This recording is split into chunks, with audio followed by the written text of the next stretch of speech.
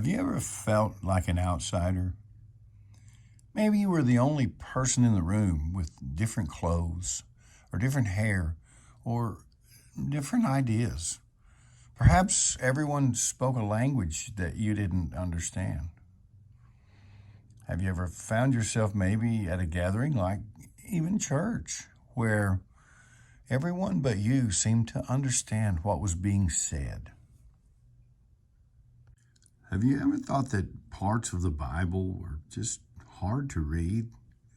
Maybe too wordy or too repetitious, or just the use of language seemed as though it were written to someone else? You may be right, and it's probably clearer than you think.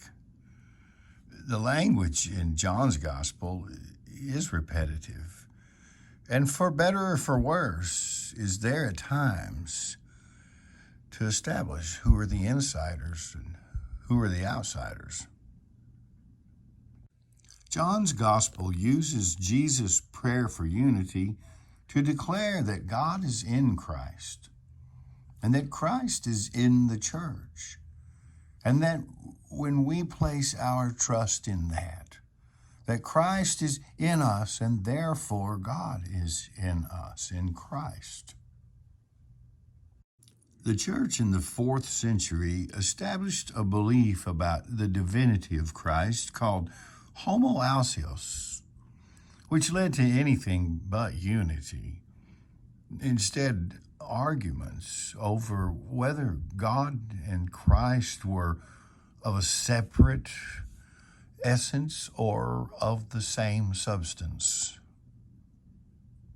After all, who can speak for God?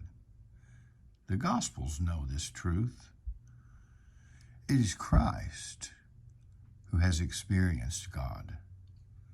And as we experience Jesus, we experience God in Christ.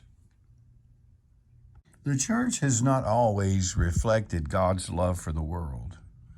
Instead of embodying Jesus' prayer for unity, too often it has become divided between insiders and outsiders.